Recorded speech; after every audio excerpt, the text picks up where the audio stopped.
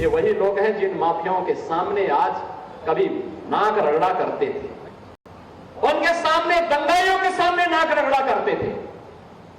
अरे बुलडोजर चलाने के लिए हिम्मत चाहिए, हिम्मत। तो अब टीपू भी चले सुल्तान बनने।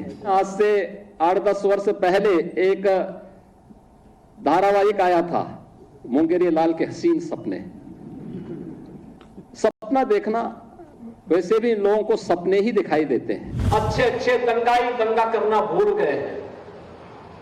अच्छे खासे जो पहले माफिया सत्ता को संचालित करते थे, एनकाउंटर से लेकर बुलडोजर और गोरखपुर तक योगी आदित्यनाथ ने अखिलेश यादव पर जोरदार पलटवार किया है। दिल दिमाग की बात हुई, उदाहरण भेड़ियों के आतंक और महाभारत के कैरेक्टर का दिया गया। योगी ने क्लियर कर दिया कि न तो अखिलेश यादव के नैरेटिव उनके आगे टिकेंगे और ना ही उनके तेवर में कोई फर्क दिखेगा। इसलिए अपने टारगेट का दायरा बढ़ाते हुए समूची मुलायम फैमिली पर बैक टू बैक फायर कर रहे हैं योगी आदित्यनाथ। कुछ आदमखोर भेड़िया प्रदेश के अंदर अलग अलग जनपदों में उत्पात मचा रहे हैं और कमोबेश यही स्थिति 2017 के पहले प्रदेश की थी। ये लोग उस समय कितनी तबाही मचाए हुए थे, किसी से छुपा हुआ नहीं है। पहले तो चाचा भतीजे के द्वारा कैसी लूट मचाई जाती थी कि जा करके वसूली करते थे, एरिया बांट दिए जाते थे।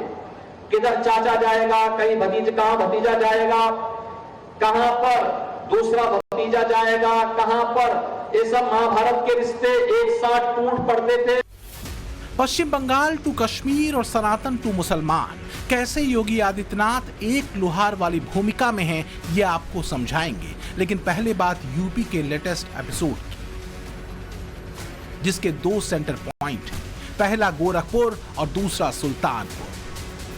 अखिलेश यादव ने समाजवादी पार्टी के कार्यकर्ताओं को संबोधित करते हुए कहा कि 2027 में जीते तो सारे बुलडोजर गोरखपुर की तरफ भेज दिए जाएंगे, जिसके बाद गोरखपुर और बुलडोजर की सियासत शुरू हो गई।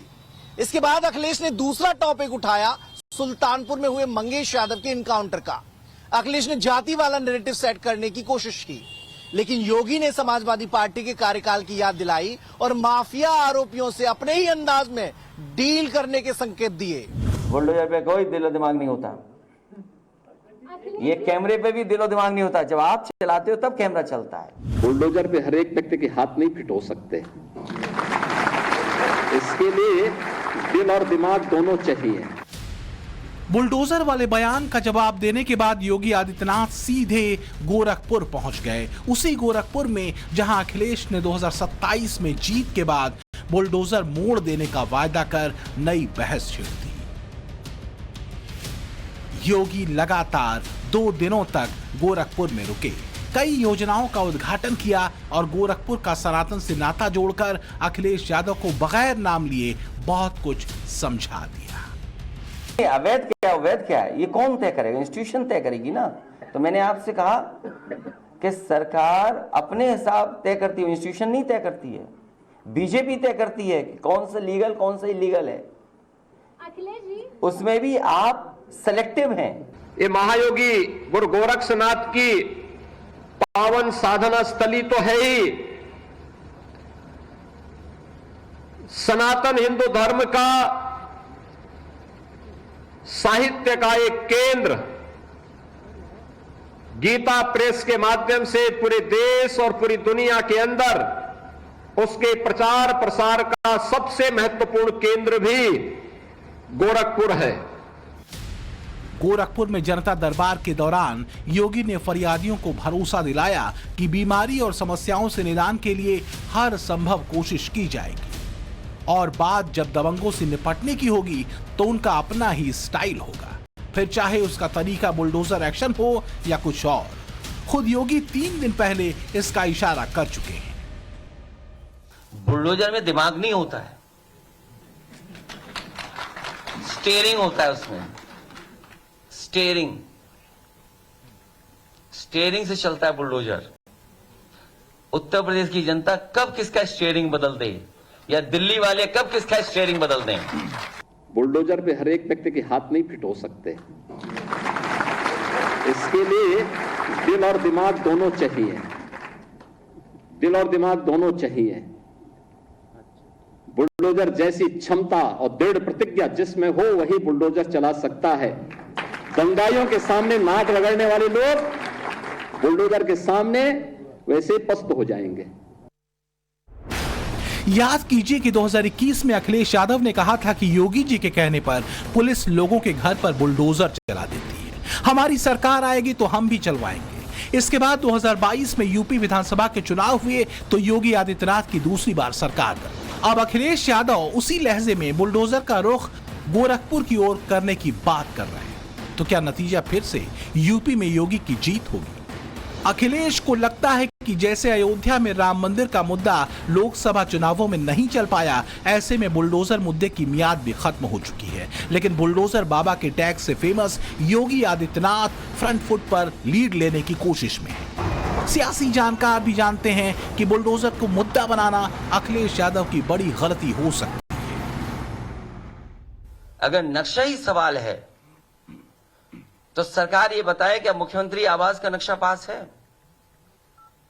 और कब पास हुआ था ये भी बता दें, कागज दिखा दें उसके। ये वही लोग हैं जिन माफियाओं के सामने आज कभी नाक रगड़ा करते थे, उनके सामने दंगाइयों के सामने नाक रगड़ा करते थे।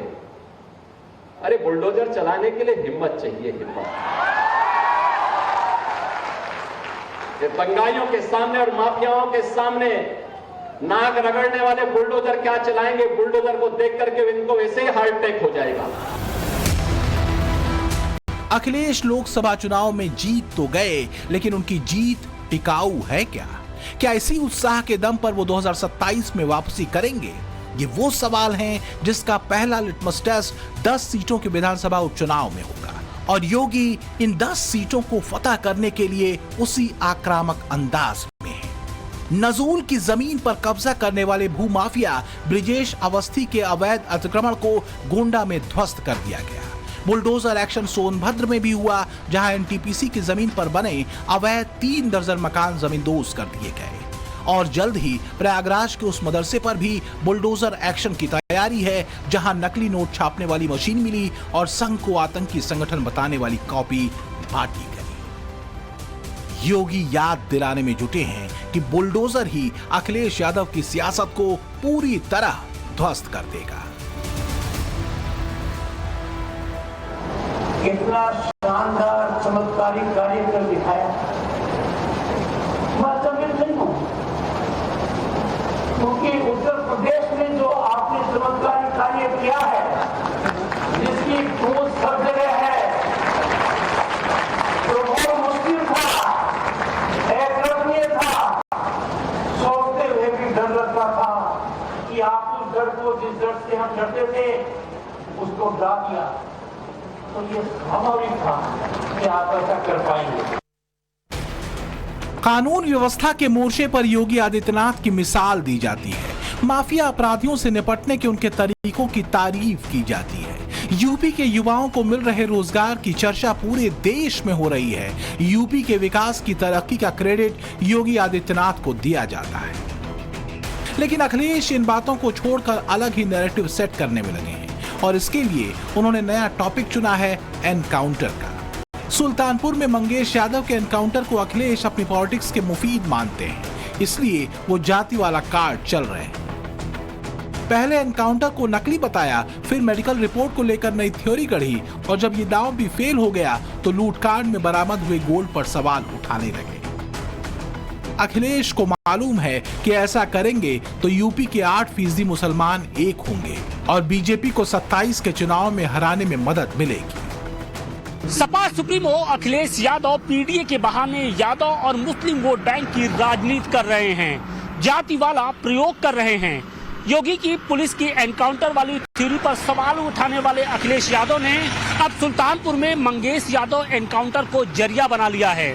पिछले 4 दिनों में उन्होंने इस मसले को लेकर 3 बार ट्वीट किया है, और यही कारण है कि लगातार अब वो सवालों के घेरे में हैं। हालांकि वो ये बात भूल जाते हैं कि योगी की पुलिस अपराधी की जाति देखकर कार्रवाई नहीं करती है, बल्कि हर अपराधी के साथ एक तरह का सलूक करती है, फिर चाहे उसका सरनेम कुछ भी क्यों न हो। अखिलेश की थ्योरी से हटकर यूपी में हुए एनकाउंटर की रियलिटी क्या है, हमने इसे लेकर कुछ आंकड़े भी जुटाए तो सामने आया कि यूपी में 10,000 से ज्यादा बार पुलिस और अपराधियों के बीच मुठभेड़ हो चुकी है। इनमें मार्च 2017 से लेकर अप्रैल 2023 तक 183 अपराधियों को ढेर किया गया, जिसमें 61 अपराधी मुस्लिम धर्म से ताल्लुक रखते थे। अब बाकी अपराधियों की जाति क्या है, उस पर जरा गौर कीजिए, तभी समझ में आएगा कि अखिलेश की जाति वाली पॉलिटिक्स का आधार क्या है। एनकाउंटर में ढेर हुए 183 अपराधियों में 18 ब्राह्मण, 16 क्षत्रिय, 15 जाट और गुर्जर, 14 यादव, 13 दलित, 3 आदिवासी, 2 सिख, 7 ओबीसी और 34 अन्य हैं। यूपी पुलिस की ओर से जारी इस लिस्ट में 16 क्षत्रियों का एनकाउंटर होना बताता है कि योगी की पुलिस जाति देखकर गोली नहीं चलाती। फर्क अखिलेश करते हैं, जिसके मूल में होती है जाति वाली राजनीति। कुछ इसी मंशा के साथ अखिलेश ने जातिगत जनगणना कराने की मांग की, जिस पर योगी ने अपने ही अंदाज में काउंटर किया, और ये था हिंदुओं को एक होने का मैसेज।